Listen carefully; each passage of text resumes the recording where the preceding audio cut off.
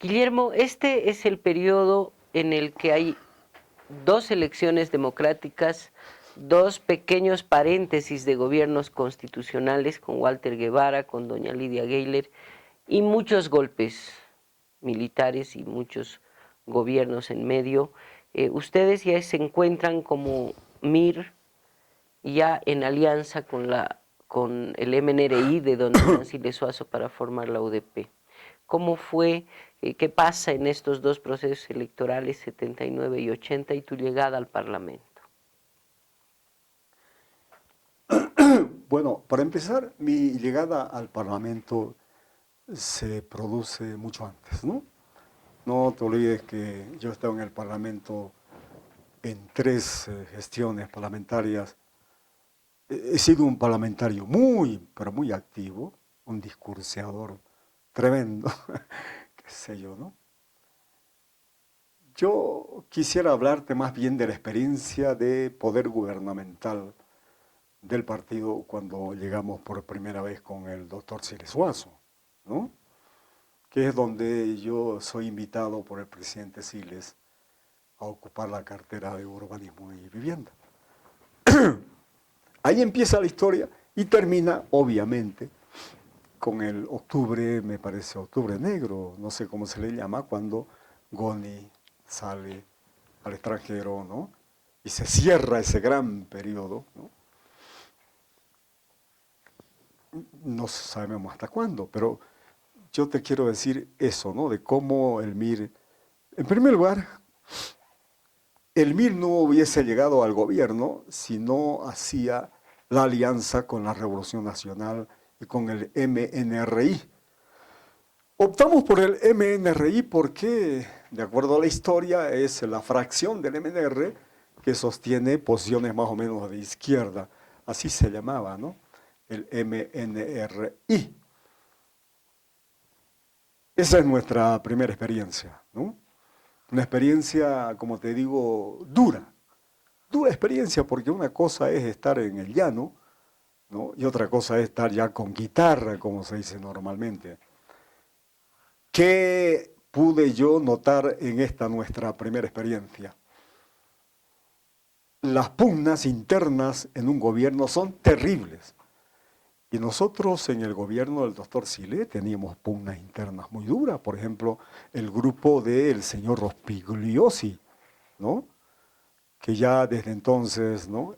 El que era bueno para poner etiquetas a todo el mundo era Oscar Eid, ¿no? Ya se le decía el grupo palaciego, digamos, ¿no? Entonces, es una experiencia durísima, muy dura, de pugnas internas por espacios de poder y todo lo que es ya clásico en las estructuras de poder, ¿no? Después termina el partido ya coaligado con Banzer, con Goni y con quién es el otro de la mega coalición. Fue. Con Banzer y Tuto durante el periodo de la mega Claro, entonces coalición. es todo un periodo que va. Entonces el partido transita desde estar primero con el doctor Sile hasta terminar en el Octubre Negro junto a Con Gonzalo con Sánchez. Gonzalo Sánchez. Mm. Es un solo proceso, me parece. Yo no estuve en todo el proceso porque para mí fue una sorpresa cuando ya Jaime Paz llega a ser presidente de la República. Que este es un asunto muy interesante, fíjate. ¿Cómo se da pues lo que después ya para estigmatizar al MIR y todas aquellas historias, la desdolarización? Ojo, nunca se habla de la desdolarización, ¿no? Ojo, no sé por qué. Yo sí sé por qué, ¿no? Este, Cuéntanos por qué. te ha llamado Cuéntanos la por atención. qué. Más adelante. Es que, no sé, lo estoy pensando, lo estoy pensando. Pero si quieres te cuento en unos 5 minutos, ¿no? ¿Por qué he llegado a conclusiones a posteriori? 20 años Porque tú después, eras miembro de ese gabinete. 20 años después, ¿no? Como diría Gabriel García Márquez, ¿no? El coronel, etcétera, etcétera. Yo 20 años después he estado reflexionando sobre ese proceso con el descalabro que está sufriendo en este momento Europa, Europa Occidental y qué sé yo, la Europa de los 27. Eso me ha llevado a una conclusión, ¿no? Sobre este particular. En base a la vivencia que tuviste en ese gabinete, tú eras parte del gabinete de la UDP. Sí, yo no tuve nada que ver con la desdolarización, te Ya. cuento. Yo estaba más sorprendido que todo el mundo. Parece que vino la inspiración de México. En fin, eso no está todavía claramente establecido. Lo que sí te puedo decir en este momento, ¿no?, es que hay dos reacciones que 20 años después a mí me impactan muchísimo. La primera, la de los pequeños ahorristas, que fue un descalabro tremendo, criminal, ¿no? Una vez yo le pregunté a Pirulo Araníbar, que era ministro de Finanzas, y le digo, ¿por qué? ¿Por qué? Y Pirulo me dice, por ineficiencia, ¿no? Porque yo te digo, me dice Guillermo, esto es la primera vez que lo digo, es un privilegio, digamos, en el mal sentido de la palabra, porque me dice Pirulo Araníbar, con unos 60 o 70 millones de dólares podríamos haber devuelto los ahorros a la gente que quedó en la calle. Es decir, el gran pecado en ese momento fue eso. Parece repetitivo, pero no lo es. La UDP como fenómeno de masas fue producto de una decisión política y de una correcta visión política y de interpretación, como ya se ha dicho. Sin seminario a Chocalla, olvídate, no había UDP. Esa es la primera cosa. Ya dentro del UDP y en el gobierno, te he repetido de que no hay desafío más duro y dramático que el ejercicio del poder. Porque cuando llegamos ya a lo que podría llamarse el poder, el gobierno, llamémosle, que es una fracción de poder, nos dimos cuenta de lo delicado que es el ejercicio del poder. Vinieron las pugnas internas, etcétera, etcétera. Ahora bien, ¿por qué fracasa la UDP? ¿Por qué fracasó?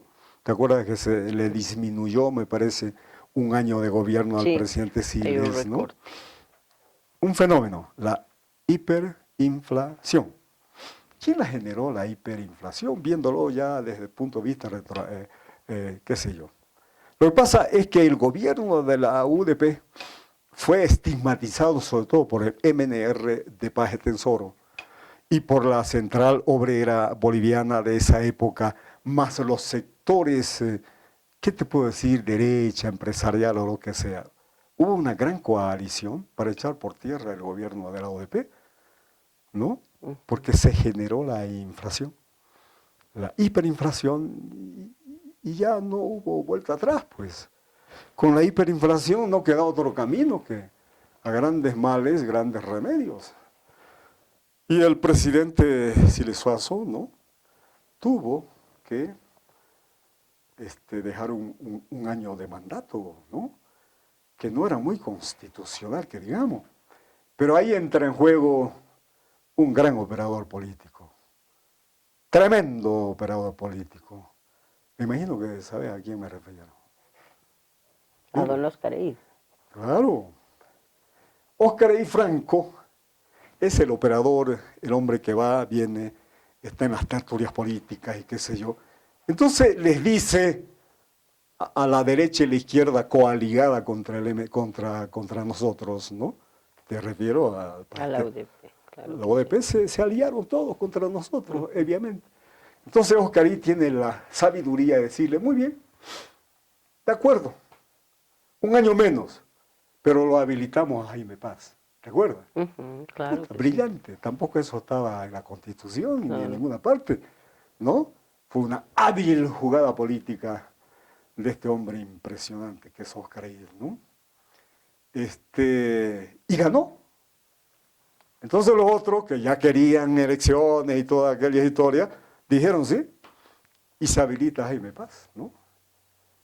¿Te das cuenta? La trascendencia de ese hecho político, ¿no?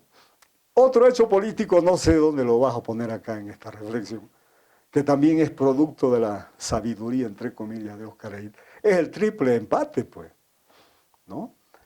Que se relaciona con el gran puente de la sangre y toda aquella historia, ¿te acuerdas, no?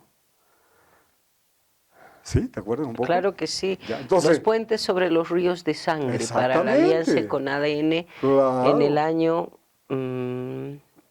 ¿Fue después? precisamente 89, ¿no? ¿Fue después? No, pues 85, 89. No, fue después en el sentido siguiente, que desde el punto de vista lógico, conceptual, Oscar Eid tenía razón. Había un triple empate, ¿no? Pero eso es contrario, pues, qué sé yo, a la aritmética, a la Estaba en el artículo matemática, 90. ¿no? Es la elección del 89. Ya, pero ¿por qué te digo esto? Porque es el mismo Oscar Eid, ¿no? Que saca en primer lugar el hecho de que Jaime Paz se habilita, y cuando Jaime Paz ingresa entre los tres famosos, ¿no? Que según Oscar Eid habían empatado, y eso aritméticamente no se No, puede afirmar, no. pero políticamente sí, y funcionó. Ahora, lo que seguramente la historia oficial no relata es la negociación de Jaime y Oscar con el general Banzer. Hay una cosa impresionante aquí. Dicen, ¿no? Eso nos lo cuenta Jaime, Oscar ya, en reuniones de cúpula, ¿no? Vos sabés que, por lo menos yo he estado 3 años clandestino contra Banzer, ¿no? Y otros estuvieron más o estuvieron menos. Pero la lucha era dura, ¿no? Dice que Jaime, con un buen criterio, le dice al general, mire general había ganado las elecciones, ¿te acuerdas? Ganó las elecciones el MNR precisamente con la candidatura de Gonzalo Sánchez de Lozada. Ah, Y sí, en segundo lugar estaba ADN, precisamente el general Banzer, y en tercer lugar llegaba Jaime, que fue la correcto. mejor votación que tuvo el MIR en ese Claro, pero periodo. aquí viene, yo digo, la maravilla, lo impresionante que es el arte de la De la negociación. política. No, de la negociación. La política, sabes bien que yo la conceptúo la ciencia total. No sé quién lo habrá dicho, lo digo yo, ¿no? No sé con qué autoridad, pero es mi experiencia. Porque en la política entra todo, absolutamente todo, ¿no? Lo virtual, lo invirtual, en fin, esa ya es otra historia. El arte de la negociación dice que, no, yo no participaba a esos niveles, que agarra a Jaime y le dice al general Banzer, mire general, si yo pudiera, lo hago presidente a usted, pero no puedo. Y le demostró por qué no podía hacerlo presidente a él, ¿no? Entonces dice que el general dice, tienes razón Jaime, como yo no voy a poder ser presidente, porque usted no puede hacerme presidente, yo lo voy a hacer presidente a usted, ¿no? Eso es lo esencial de aquella negociación, que estudiada años después a mí me pareció de una habilidad impresionante, porque parece que era cierto, porque Jaime estaría obligado, por no pactar con Banzer, ¿no? Estaría obligado a apoyar a Gondi, ¿no? Algo así, no sé cómo era la historia. Pero ahí viene la estigmatización de los ríos de sangre y todo aquello. Para sacar lo poco bueno que tuvo aquello, de lo malo que fue, tal vez, yo digo, no hubo en mucho tiempo, mirá lo que pasa ahora en este país, un proceso de reconciliación como el que se dio en aquella época. No hubo.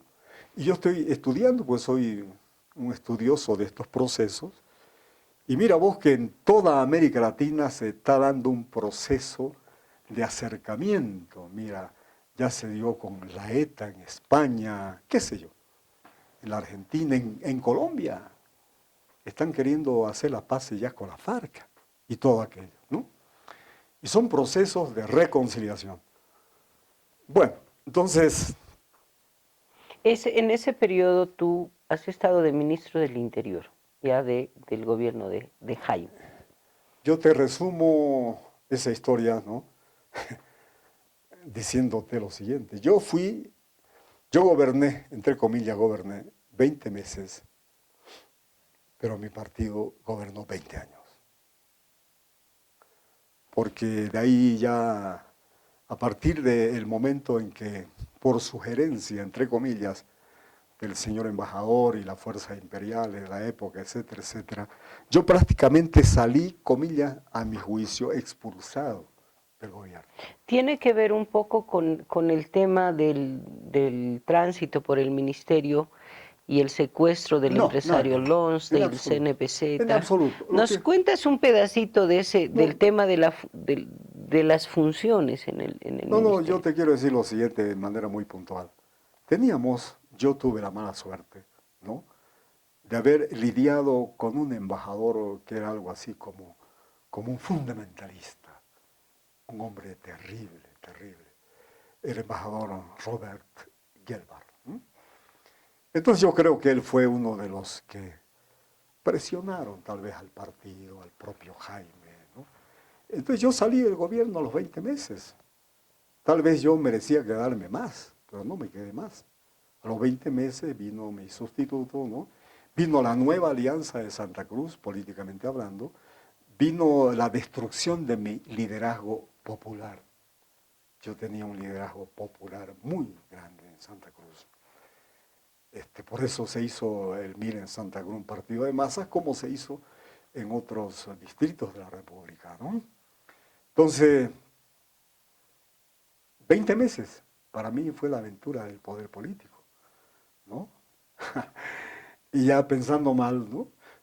Y riéndome un poco, yo dije, caramba, ¿ah? ¿Quién le sugeriría pues al presidente que me meta en semejante cargo? Porque es como un cargo maldito, mirá, todos los ministros del interior han salido, qué sé yo, ¿no? Si nadie sale con rosas No, pues, de ese a mí me ministerio. tocó incluso enfrentar, me parece, eso es lo que me preguntaste, la guerrilla de la CNPZ. CNPZ, ¿no? ¿Quieres que te comente dos cosas de Sí, eso? sí, por favor. Bueno, mira, fue muy duro para nosotros, especialmente para mí, porque primero lo secuestran al empresario Lonsdale, me parece que fue en junio de aquel año 90, ¿no? Bueno, entonces fue un secuestro y ya con mi equipo de asesores empezamos a acercarnos al fenómeno, pero resulta que no había una conexión entre el secuestro, ¿no? Y el surgimiento de la guerrilla urbana de la CNPZ, ¿no? La CNPZ ya ponía sus afiches o ¿cómo se Sus llama? grafitis Sus grafitis en la Universidad de San Andrés. Entonces, eran dos cosas. Entonces, con mi equipo de asesores, decíamos, ¿tendrá o no relación una cosa con la otra? Pero empezábamos la investigación, etcétera, etcétera, ¿no? Hasta que en octubre suena un bombazo, el bombazo de la Comisión CNPZ a la residencia de los marines norteamericanos, ¿de acuerdo? Un bombazo, ¿no? Entonces, el presidente me llama, ¿no? Y con mucha formalidad me dice, ministro, ¿qué me dice? Yo le digo, presidente, no sé nada. Estoy, qué sé yo, en pelotas. No sé qué es lo que ha pasado. Yo estoy haciendo la investigación aquí, que más acá, pero este bombazo me llama la atención. Pero ya huelo por dónde va la cosa, ¿no? Entonces, a raíz de ese bombazo, ya le damos un nuevo curso a la investigación. Y resulta que evidentemente recién hacemos la conexión entre el secuestro de junio y el bombazo de octubre. ¿No es cierto? Entonces ya tenemos. Y yo tenía un sabueso, lo digo con cariño, no con tono despectivo, ni mucho menos. Un verdadero sabueso, un hombre, qué sé yo, un extraordinario policía e investigador, que se llama el Negro Linares. Extraordinario, un hombre admirable desde el punto de vista de su profesión.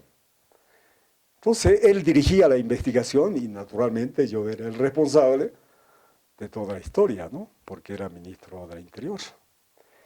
Bueno, este sabueso, ¿no? Cuando suena el bombazo, resulta que los guerrilleros agarran un auto para subir al alto. Mira vos, este error garrafal que comete la Comisión Paz-Zamora. Agarran un auto, ¿no? Para irse al alto. Y el auto lo dejan a medio camino. Entonces el coronel Linares va a ver el auto, ve la placa, averigua quién es el dueño del auto, ¿no? Caramba, ¿no? Ya nosotros decimos, ya tenemos por dónde ir. Pero aquí viene lo más interesante. Se va este coronel, gran amigo además, un hombre extraordinario a quien aprecio mucho, que no lo veo hace mucho tiempo. Se va al paso de Suticollo. Yo no sé dónde es Suticollo, pero parece que es un, ¿no? Como, qué sé yo, como el desfiladero de Tesópolis, no sé cuánto, ¿no? Por donde pasan todos los autos. Como ya tenía la placa, el número, ya tenía el nombre, ¿no? Entonces, perdón, no tenía el nombre todavía. Se pasa 2 días el coronel Linares en el paso de Suticollo. Y resulta que un buen rato de eso aparece el auto que dejaron los guerrilleros, con todo, con toda la información. Entonces ya agarramos la investigación como se debía y en 50 días, ¿no? Ya estaban los guerrilleros rodeados en la calle Abdón Saavedra, me parece, ¿no? Rodeados ya. A las 3 de la mañana yo recibí en mi despacho, en mi domicilio, el último parte de la sección no sé cuánto del ejército, y entonces reunimos toda la información. Y ya, yo les pregunto a quienes estaban tras ellos, les hago una pregunta. El cerco es de hierro, es de acero. Y todos me dijeron, sí, ministro, el cerco es de acero, ya no pueden salir. ¿No? Entonces estaban los guerrilleros, su Estado Mayor, pero ya el cerco militar armado estaba cerrado. Muy bien, eran las 4 o 5 de la mañana, esperemos a las 6 para que yo consulte al presidente. 6 y cuarto, ¿no? Hablo con el presidente Paz-Zamora y le digo, presidente, esta es la situación. Le doy un informe y el presidente me hace un interrogatorio por teléfono de media hora. Y esto y lo otro, y por qué aquí, que por más allá, que... Impresionante, ¿no? Y yo le iba respondiendo. Y después llegamos a lo que te decía antes. Me dice, ministro, ya no hay escapatoria, no pueden escapar. Yo le digo, presidente, no pueden, ya está rodeado todo, hay hombres armados por todas partes, ¿no? Y espero la decisión de usted, ¿no? Entonces el presidente, después de 5 minutos de reflexión, me dice, ministro, si la cosa es así, instelos a la rendición. Si no se rinden, tomen la casa. Esa fue la orden presidencial. Y yo, por constitución, sabía que era sin apelación, ¿no? Era el presidente de la República, ¿no? Habíamos estudiado con él todas las posibilidades. Ahí estaba Carlos Mesa, que estaba haciendo una labor de intermediación, no sé qué. Era las 6 de la mañana. 6:30 ya, ¿no? Y le digo, presidente, bueno, me voy a cumplir la orden de usted, del gobierno. Usted tendrá sus razones para optar por esta instrucción, que yo la voy a cumplir. Y estaba a mi lado un entrañable amigo y compañero ya muerto, que era mi subsecretario del Interior, ¿no? Raúl Loaiza Montoya. Gran amigo, gran compañero, gran funcionario además, ¿no? Caramba, lloré su muerte. Y le digo, Rulito, esta orden no la podemos dar por walkie-talkie, porque puede ser interferido el mensaje, y es un mensaje muy importante. Y claro, a mí ya me salió el indiecito, ¿no? Y le digo, ¿qué te parece si es aquí cerquita? Vámonos para allá. Mira, una irresponsabilidad que después todo el mundo me reclamaba. Vamos allá, damos la instrucción sobre el terreno. Pues imagínate, Rulo, hombre de tantas batallas políticas. Y nos salimos los dos, a pie, conversando. 6:30 de la mañana, ¿no? Vemos a alguien que venía por ahí, un hombre público, ¿no? Llegamos al Teatro de Operación, en este caso, ¿no? Hasta una cuadra antes de la casa de la Don Saavedra, donde estaba el alto mando de la comisión y donde estaba el industrial, ¿no? Aún con vida, seguramente. Entonces, yo llamo al coronel. Viene el coronel, se cuadra, me dice, ministro. Le digo, coronel, esta es la instrucción presidencial, con la cual yo estoy de acuerdo. El hombre no duda un segundo. Cumplir la orden, ministro, permiso. Y sale. Y a los 2, 3 minutos ya se escuchó la balacera porque llegó el coronel Linares y los instó, como dijo el presidente, y de adentro de la casa le respondieron tiros, balazos, ¿no? Nosotros estábamos a una cuadra. ¿Y qué pasa aquí, no? Resulta que cuando insta el coronel Linares y le responden con bala, ¿no? Y entonces se produce un intercambio de fuego, ¿no? Y es ahí cuando los guerrilleros suben donde estaba el prisionero. Parece que en ese momento lo victiman, desgraciadamente. Ahí muere el industrial. Y una parte se va por los tejados,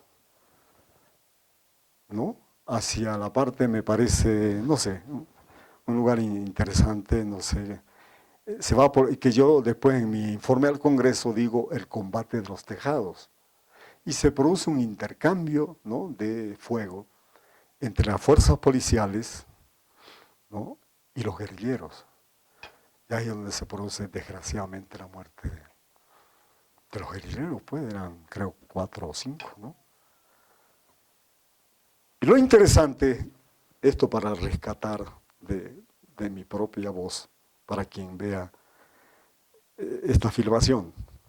Lo interesante es que el coronel Linares era tan buen profesional que no comete ni un solo abuso con los jovencitos, ¿no?, que están en la parte, digamos, externa de la casa, la que da a la calle, donde están los chicos Acasigue y una serie de otros ciudadanos, que hoy me he enterado de que están muy bien, que el joven Acasigue, por ejemplo, es poeta, qué sé yo. Él no comete ni un solo abuso, pero sí sus subalternos. Y es el momento en que yo estaba ahí, gracias a Dios, presente, porque pudieron haber sido objeto de un trato como el que recibieron nosotros, pues, ¿no? Yo estaba presente. Cuando vi que venían los jóvenes y que los subalternos del Ministerio del Interior empezaban a darle de golpes y a Entonces yo los he parado, he dicho, un momento, son prisioneros. Y aquí no les toca a nadie, ¿no? Ordené de que vayan al Ministerio del Interior, ¿no? Y esa fue dentro de lo terrible que fue esa acción. Fue el único acto que como ministro pude intervenir, ¿no? Para salvarle tal vez a los muchachos, porque había una chica también, una señorita Caside, también creo que era pariente del joven este, ¿no? Entonces se fueron ya al ministerio y después ya sigue todo el proceso, yo converso con ellos y todo eso, ¿no? Pero el combate de los tejados fue terrible, porque ahí murió esta otra parte. Y ahora, esto lo he contado varias veces, pero en mi despacho, 2 o 3 días después, ¿no? Llegó un sacerdote español, cuyo nombre obviamente no lo voy a decir, ¿no? Este sacerdote tenía contacto con los guerrilleros. Y como ya yo lo tenía más o menos estudiado al sacerdote, antes del desenlace final, le digo, padre, usted tiene relación con estos muchachos. Por favor, le pido, le suplico, hable con ellos. Están perdidos. Estamos ya sobre ellos, ¿no? Que se entreguen, que hagan un partido político, pero ya la lucha de ellos está perdida, ¿no? Hable con ellos, padre. Y el padre me negó, me dijo que no tenía relación. Cuando vino el desenlace, ¿no? Vino a mi despacho. Me dice, ministro, ¿no? Usted tenía razón. Yo tenía relación con ellos. Yo le dije, padre, de mi parte, ya yo he arreglado con el de arriba. Y Dios es testigo, y usted, de que hemos querido salvarle la vida a estos jóvenes, que son idealistas. Ellos, porque los demás eran extranjeros, eran italianos, me parece. Le digo, a usted lo propio. A usted lo propio, ¿no? Entiéndase con el de arriba usted, ya yo lo hice. Y se fue el sacerdote, y hace años que no lo veo, y se fue a España, ¿no? Esta es una anécdota interesante porque en este tipo de peleas, de luchas, hay mucho de psicología también. Como te decía antes, la política es la ciencia total. Y así sucedieron las cosas, ¿no? Después fui y di mi informe al Congreso de la República y lo di con muchos detalles, ¿no? Me reservé algunos detalles que los consideré secretos del Estado. Porque Juan, otra vez me encuentro con Juan, ¿no?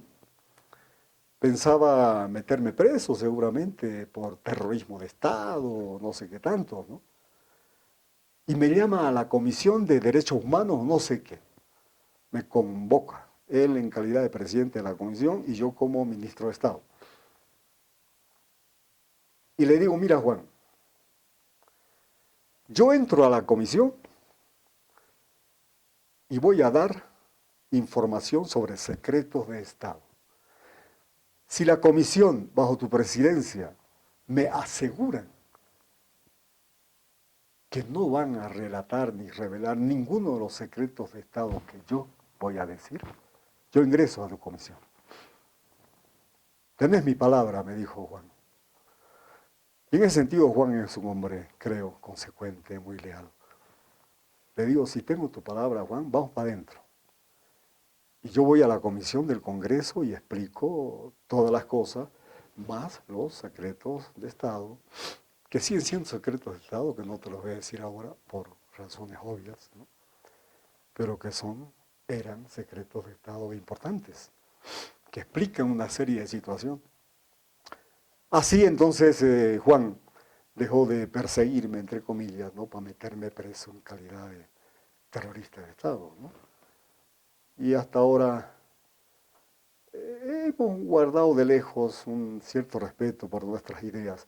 Y te quiero comentar que en el velorio de Guido Riveros, nuestro compañero y amigo del alma, que murió de una manera dramática, pero que convocó a todo el mundo, estábamos toditos esa noche. Y esa noche me di la mano con Juan. Y me dice, reconozco que en lo que vos escribes hay muchas cosas rescatables. Y yo, nobleza obliga. Le digo, te sigo también en tu carrera política, Juan, te deseo la mejor de las suertes, ¿no? Y vamos para adelante, cada quien en lo suyo, ¿no? Entonces, esta es una historia interesante porque, como te he contado, Juan ha sido un hombre de la resistencia. Hemos batallado juntos en muchas cosas. Y bueno, tiene las características de su propia personalidad, pero ahí termina este Ese asunto episodio. del episodio de la Pero al comisión. mismo tiempo, en el siguiente periodo, hablemos de el gobierno de Gonzalo Sánchez de Lozada primero y la mega coalición después, ya es otra la historia del partido, es una etapa, sobre todo en la última fase ya de descomposición interna hasta que en el 2003 se pierde la sigla. ¿Podrías Sí, sí, contarnos ese tengo, periodo? tengo una percepción. Yo creo que el partido, ¿no?, inicia un periodo de, ¿cómo te podría llamar?, de aburguesamiento, puede ser. Poco a poco, de manera a veces imperceptible, cuando vas admitiendo cosas en el gobierno, cuando haces coaliciones y todo aquello, no sabes en qué tiempo ya estás del otro lado, digamos, una cosa así. Este proceso de no respeto con los principios y esas cosas se van dando en el propio gobierno. Te cuento, o te vuelvo a repetir, que yo estuve 20 meses, pero mi partido 20 años, ¿no? Eso por un lado.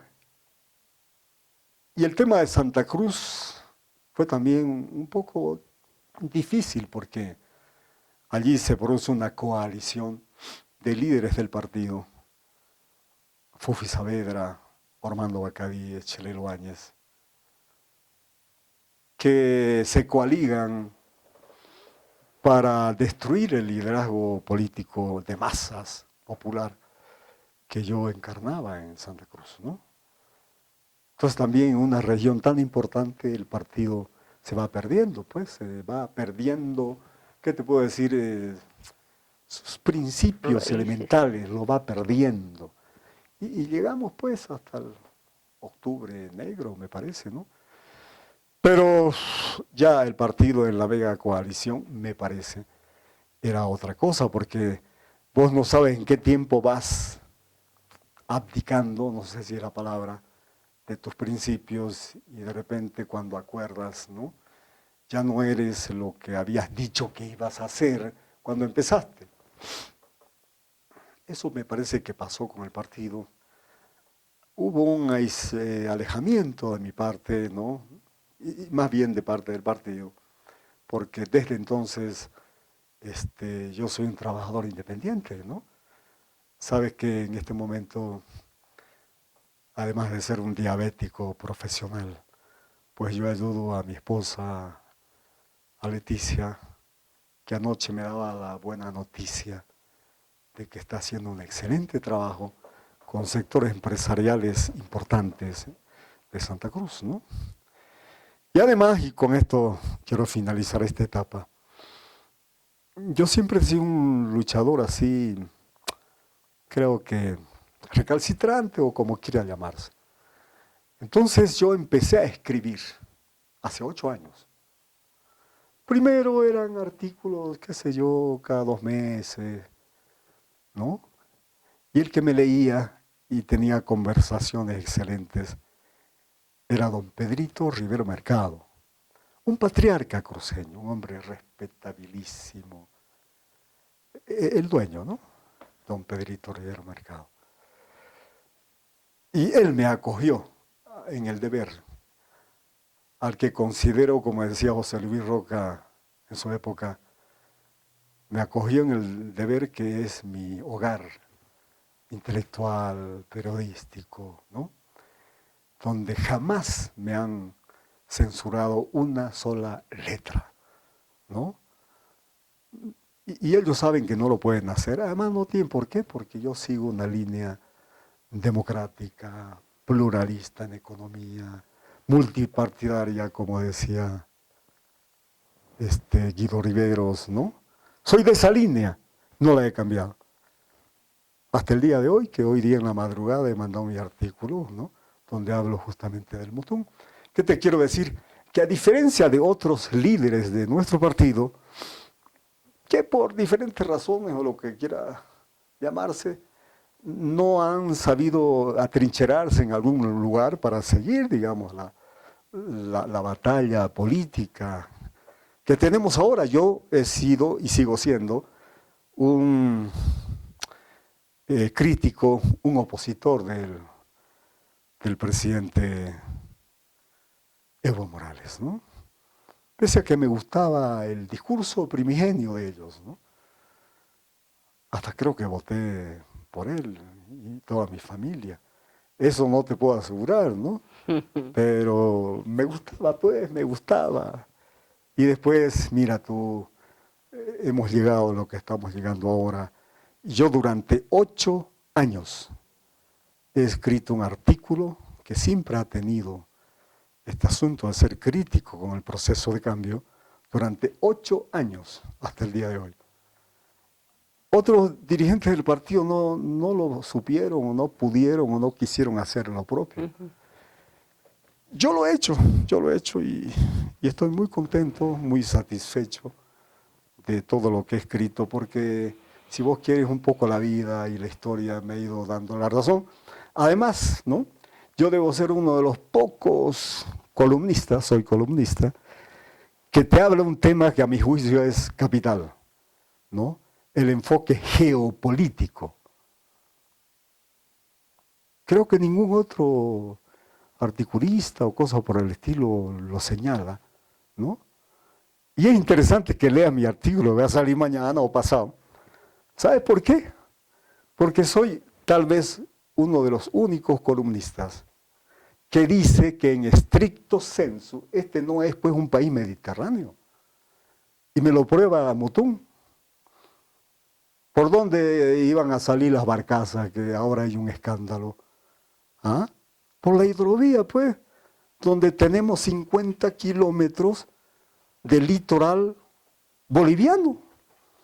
O sea que salimos al Atlántico. Somos un país con costa atlántica. Claro, la hidrovía es la hidrovía, son, qué sé yo, aguas territoriales internacionales, pero hay salida. Y te ruego que lo veas, ¿no? Porque al final Claro digo, que sí.